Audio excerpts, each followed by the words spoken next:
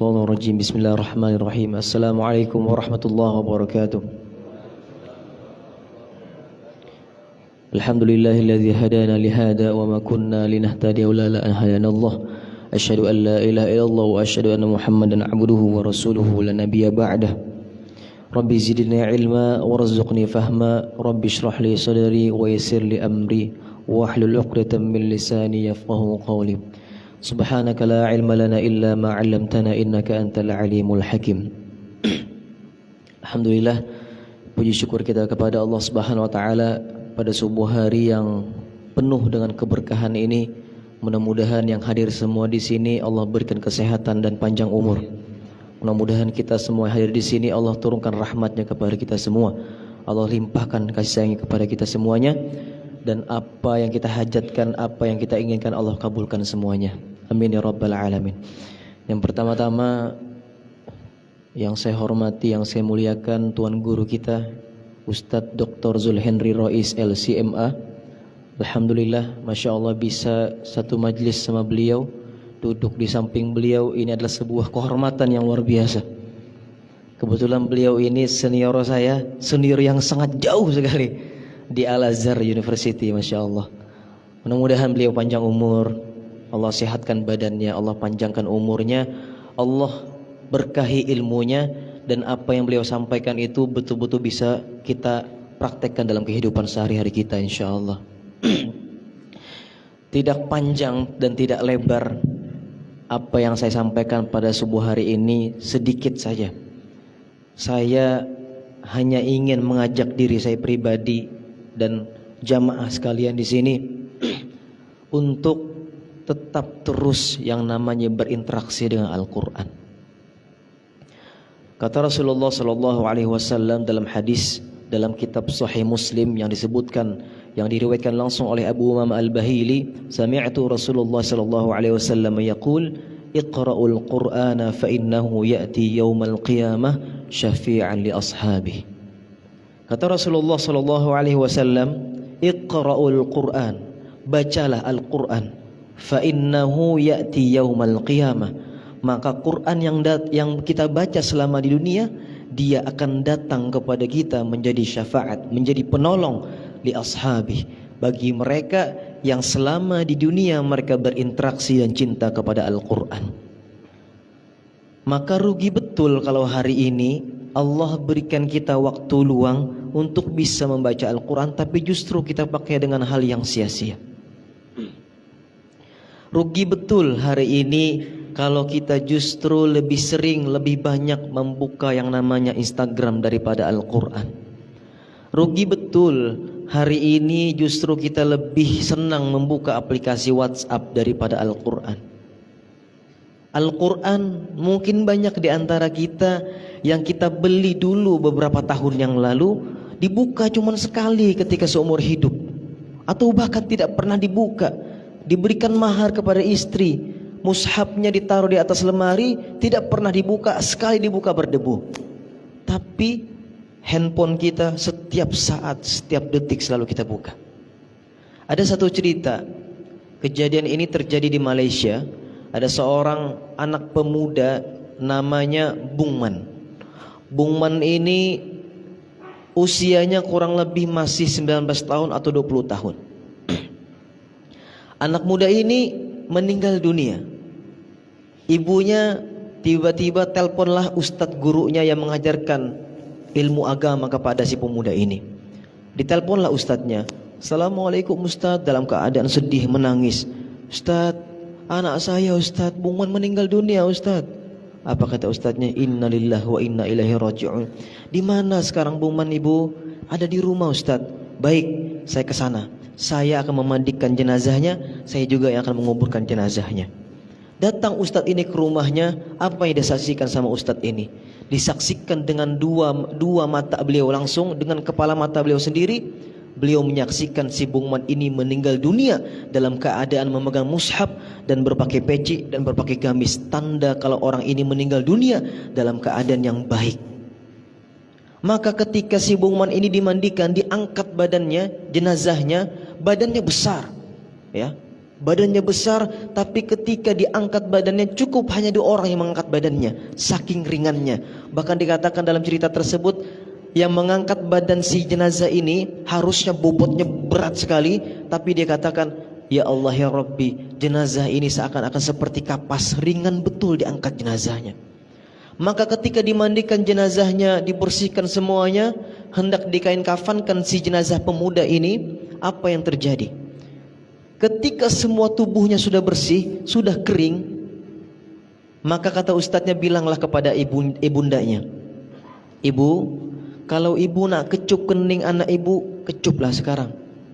Maka ketika ibunya hendak mencium kening anaknya, didekatkan lisan atau bibir ibunya kepada jidat anaknya, kening anaknya, tiba-tiba yang tadi wajahnya kering, tidak ada air, tiba-tiba mengeluarkan air di wajahnya.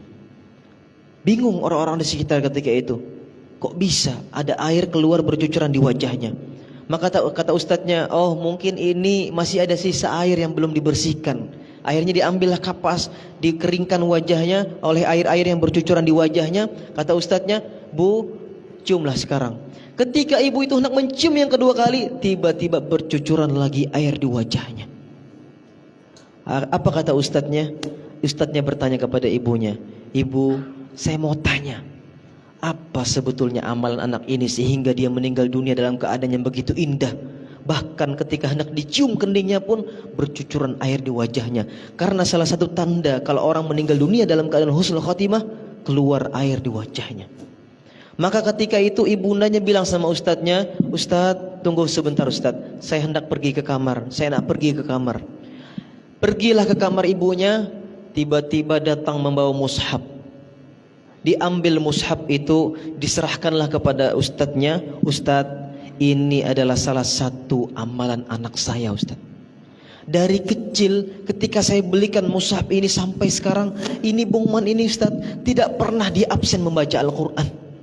Ketika dia pergi kuliah, ketika dia pergi kerja, ketika dia lagi di rumah, dia selalu membaca Quran Ustadz. Dibukanya mushafnya, tengoklah Ustadz, saking dia sering membaca Al-Quran ini Ustadz, sobek Quran Ustadznya Ustadz, lecek Ustadz mushafnya Ustadz, hendak rusak Ustadz mushafnya Ustadz. Maka menangislah ustadznya ketika melihat atau mendengar langsung cerita dari ibundanya yang luar biasa, mempunyai anak yang begitu soleh luar biasa. Lihat, anak muda meninggal dunia dalam keadaan yang begitu indah. Amalannya satu, tidak pernah absen membaca Al-Quran. Makanya kata Rasulullah SAW, orang yang hidupnya selalu dekat dengan Al-Quran, orang yang hidupnya selalu interaksi dengan Al-Quran dimanapun dan kapanpun, maka yakinlah hidup orang tersebut insya Allah akan mulia dan akan dimuliakan Allah Subhanahu wa Ta'ala. Hari ini kita mungkin melihat ada orang di jalanan, kenapa dia ngaji baca Al-Quran? Ada yang bilang orang ini riak betul dia ngaji di jalanan, riak betul dia ngaji di kereta, dia riak betul dia ngaji di luar, bukan di dalam rumah. Maka bisa jadi orang tersebut dia mengaji, dia tilawah Al-Quran, dia hendak bersahabat di akhirat nanti. Karena ketika kita dibangkitkan dari alam kubur kita menghadap kepada Allah Subhanahu wa Ta'ala dalam keadaan sendirian, tidak ada teman kita ini. Kata Allah, وَلَقَدْ جِئْتُمُونَا فُرَادًا كَمَا خَلَقْنَاكُمْ أَوَّلَ مَرَّةٍ. Sungguh aku akan datangkan kamu, kata Allah, dalam keadaan sendiri menghadap kepadaku untuk dihisap amal-amalnya. Tapi ternyata ada satu orang yang berbeda. Apa itu orang yang berbeda itu? Dia datang tidak sendirian. Siapa dia? Dia yang selama di dunia selalu cinta berinteraksi sama Al-Quran, syafi'an li ashabi. Maka tidak heran kalau kita buka di dalam surah Al-Fajr ayat yang ketiga, wal fajr walayalin asr wasyaf'i wal watr. Apa kata Allah? Wasyaf'i wal watr bermakna di sini adalah genap dan ganjil. Kenapa di hadis Rasulullah tadi disebutkan syafi'an li ashabi? Ternyata maknanya bukan hanya disebutkan sebagai penolong, tapi dalam makna yang lain syafi'an di sini artinya dia berdua, dia genap. Kenapa? Karena orang yang cinta sama Al-Quran datang kepada Allah tidak sendirian. Akan datang Al-Quran membersamai kita menghadap kepada Allah Subhanahu wa Ta'ala. Mudah-mudahan apa yang saya sampaikan sedikit ini bisa bermanfaat. Mudah-mudahan kita semua dijadikan Allah sebagai orang yang betul-betul cinta sama Al-Quran. Tidak pernah kita absen membaca Al-Quran. Sebetulnya kalau kita bilang nih, banyak orang yang bilang saya ini nggak ada waktu Ustaz baca Al-Quran Ustaz. Bohong betul. Bukannya kita tidak ada waktu untuk baca Al-Quran, tapi kitanya yang tidak mau meluangkan waktu untuk baca Al-Quran. Betul Ustaz? Kitanya yang tidak mau meluangkan waktu untuk baca Al-Quran. Coba sekarang kita berubah manajemen waktunya. Misal setiap habis sholat 5 waktu saya ingin membaca Al-Quran minimal 1 halaman sehari. Kalau itu kita betul-betul targetkan, kita jadikan motivasi dalam diri kita, insya Allah kita istiqomah. Karena kita ini akan diwafatkan dalam keadaan kebiasaan kita sehari-hari. Kalau kita terbiasa baca Quran setiap hari ba'da salat, maka kita berharap kepada Allah mudah-mudahan kita meninggal dalam keadaan membaca Al-Quran. Seperti yang saya ceritakan tadi si Bungman.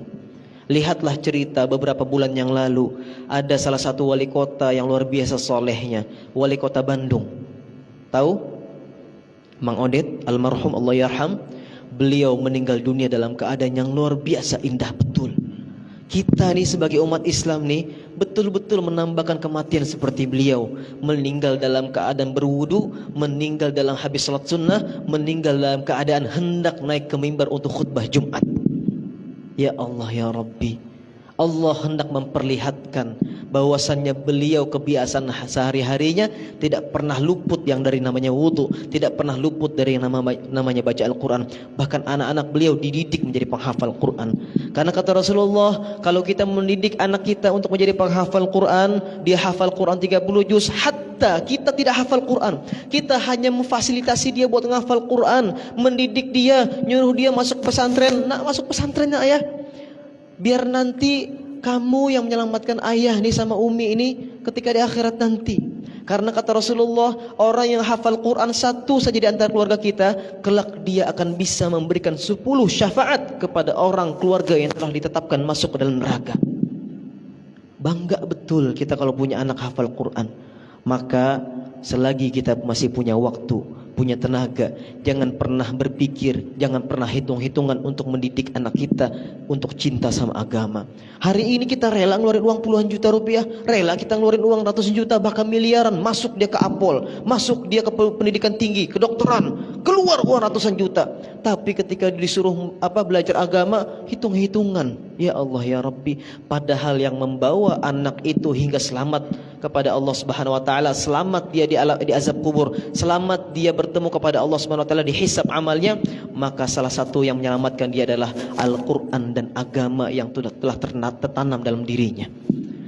Maka teman-teman yang dirahmati Allah Subhanahu wa taala, hadirin yang dimuliakan Allah Subhanahu wa taala, sekali lagi ini pesan buat diri saya pribadi, buat jamaah sekalian, buat abang-abang, kakak-kakak yang saya cintai karena Allah, jangan pernah lupakan kita didik anak kita untuk cinta sama Al-Quran. Insya Allah mudah-mudahan kita semua menjadi orang-orang umat Rasulullah yang selamat karena Al-Quran insya Allah. Mudah-mudahan kita semua di sini bukan hanya berkumpul di dunia, tapi kita juga bisa bertetangga di surganya Allah Subhanahu wa taala. Amin ya rabbal alamin. Semoga yang sedikit ini bisa bermanfaat. Hadanallahu wa ikum ajma'in. Barakallahu fikum. Hasbunallahu wa ni'mal wakil, ni'mal maula wa ni'man nasir. Ini permintaan beliau untuk kita bersama-sama berdoa kepada Allah. Mudah-mudahan majlis kita ini berkah. أعوذ بالله من الشيطان الرجيم بسم الله الرحمن الرحيم الحمد لله رب العالمين حمدا ناعم حمدا شاكرا حمدا يوافي نعمه ويكافئ مزيده يا ربنا لك الحمد كما ينبغي لجلال وجهك الكريم وعظيم سلطانك اللهم صل على سيدنا محمد في الأولين وصل على سيدنا محمد في الآخرين اللهم اغفر لنا ولوالدينا وارحمهما كما ربياني صغيرا اللهم اجعل جمعنا جمعا مرحوما وتفرقا من بعده تفرقا معصوما اللهم لا تدع لنا في مقامنا هذا ذنبا إلا غفرته ولا هما إلا فرجته ولا دينا إلا قضيته ولا مريضا إلا شفيته ولا حاجة من حوائج الدنيا والآخرة إلا قضيتها يا أرحم الراحمين ربنا تقبل منا إنك أنت السميع العليم وتب علينا يا مولانا إنك أنت التواب الرحيم ربنا هب لنا من أزواجنا وذرياتنا لنا قرة أعين واجعلنا للمتقين إماما واجعلنا للمتقين إماما ربنا هب لنا من الصالحين ربنا هب لنا من الصالحين ربنا هب لنا من الصالحين اللهم اجعل لنا وأهلنا وأولادنا وذرياتنا من أهل القرآن الذين هم أهلك وخاصته ربنا آتنا في الدنيا حسنة وفي الآخرة حسنة وقنا عذاب النار وصل اللهم على سيدنا محمد وعلى آله وصحبه وبارك وسلم سبحان ربك رب العزة عما يصفون وسلام على المرسلين والحمد لله رب العالمين تقبل الله منكم